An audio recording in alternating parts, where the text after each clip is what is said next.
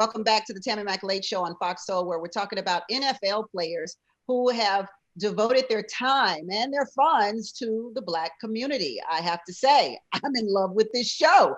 UCLA's all-time leading rusher, former Green Bay Packer, and current director of social justice and football development for the LA Rams. Please welcome Jonathan Franklin, a member of the Denver Broncos 2010s All-Decade Team, Brandon Marshall, former tackle for the Pittsburgh Steelers, and the co-host of Barstool Breakfast, Willie Colon, and former wide receiver for the Vikings, Jets, Raiders, and Jaguars, Matthew Hatchett. Hatch had a little something he wanted to say to me, but let me remind our viewers of how I feel.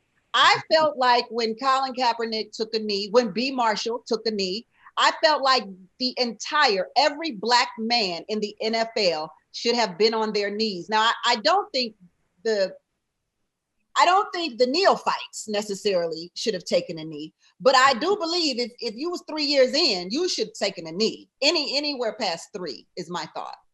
Right. Well, again, so you got a job out of college, right? Mm-hmm. And I'm sure you weren't making $1 million on your first job at 23, right? No, but let's say I was. Let's say you was, right? You was on a 3-year, $9 million contract. Mm-hmm.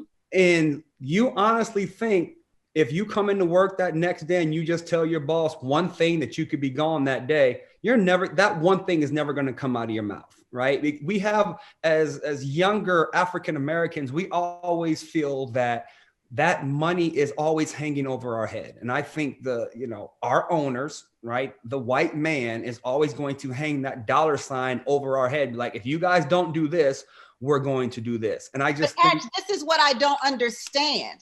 Mm-hmm. Okay. First, let me see if I can get a fact from you all. Jonathan, maybe you can give me this.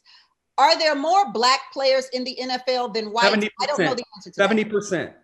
70% of all NFL players are African American. So you're telling me if 70% of the league took a knee, that the owners would fire every last one of you? Do you know what the CBA is? The collective bargaining agreement? Right. I heard it, yes. So as players, we have there's 1,800 current players. We can't all get on the same page. There's too many different perspectives. Like B. Marshall said, not everybody thinks like that. So if we have 100 that don't think like that, then we can't take this unity of these 1,200 African-American players and say, we're not going to play until you guys give us what we want. Because even when the time for the CBA to come up, we still can't even get on the same page. But y'all say that individually when you go into contract negotiations. Individually, that's the difference. Individual is this, but team-wise, for me to trust 1,500 other people is hard to do. And that's just the reality of the situation. So this brings me to my next question. Burning. It's so burning inside of me right now. Why can the NBA do it and not the NFL? Like, the NFL, honestly, to me, was like a slave ship. It is. Less people. Right. There's less of them. There's only 400 of them. And at the same time, the turnover in the NBA is way less. It's a new rookie. Look, in the NFL, it's about who's new, who's younger, who's cheaper. It's always somebody new coming in the door. You see Jason Terry playing the league for 20 years. Vince Carter in the NFL. So, I mean, honestly, those guys are going to be there, and they know they're going to be there, and the contracts are guaranteed. Guaranteed contracts. Get their money regardless. If they get cut, if anything happens, we can get cut because we only have a portion of it that is guaranteed. So then that is the difference between the NFL social justice movements and the NBA's social justice movements. Is the NBA players have guaranteed contract no matter what. Yeah. No matter what. If the NFL player gets cut on Monday, that money stops on Monday. An NBA player can sign an $80 million deal. If he gets cut the next day, he's going to do $80 million the next 10 years of his life, period. That's a huge difference for anybody trying to, get money in the sport. Matthew, last year, the NFL committed $250 million over a 10-year period to combat systemic racism. Is the NFL doing enough, or can they do more? They make a lot of money. Yeah, well, we talked about this. We had Anthony Barr on our podcast, Get Your Popcorn Ready podcast with me and T.O. And I personally thought that they were not doing enough, because if you take that $250 million, right, if they were to say, we're going to give this to the 32 NFL communities and let the African-American players, you know, kind of divvy it up through the community, do stuff like that, then I would say, okay, that sounds something that could be legit. But when you just throw a number out there, we know every big company in the world does this. As soon as something happens, we throw money at it and they go away.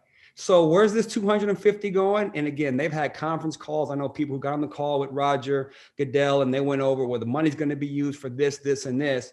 And of course, that's always the plan, but nobody's seeing what's really going on. So like, it's going to be a year in April, May, since the George Floyd thing happened. How much has really had changed in your local police stations? How much really has changed, you know, in your community? So again, nobody's checking on that. So we're never going to know. And I just don't think it's enough. Just to say we threw a dollar amount at it, it's not enough.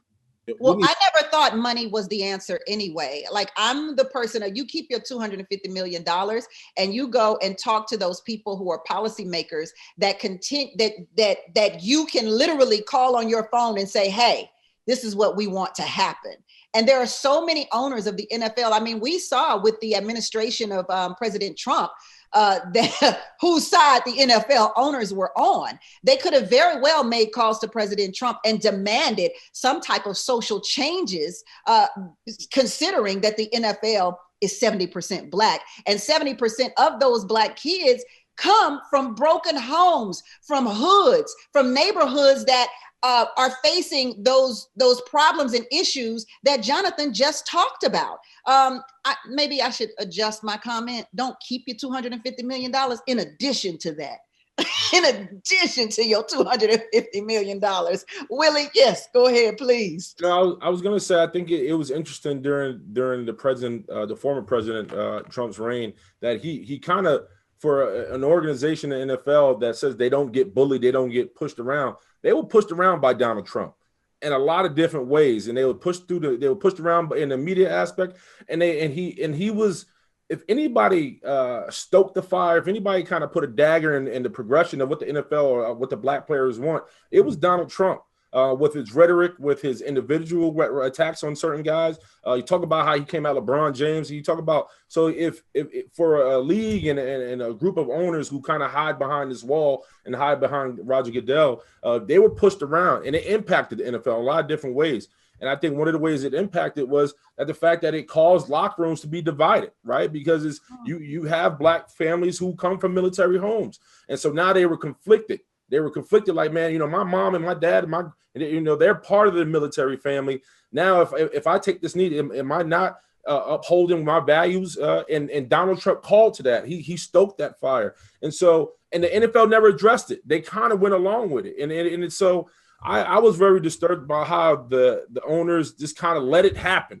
And it was up to the Black players in the NFL. It was up to the community to kind of decipher and kind of put out those fires along the way. And to Hatch's point, the systemic racism comes from, you talk about what the NFL is going through right now with the lack of hiring of Black coaches. It's absolutely atrocious and ridiculous, some of the hires that has happened. You talk about right now in the Super Bowl alone, you have Todd Bowles, who's a former head coach, who should be a coach. You talk about Byron Leftwich, who is my ex-quarterback, should be a coach. You talk about Harold Goodwin. So you talk about a lineage and a tree of guys who did their time, had the resume. You talk about Eric Bieniemy. I mean, it's absolutely criminal that man does not have a job.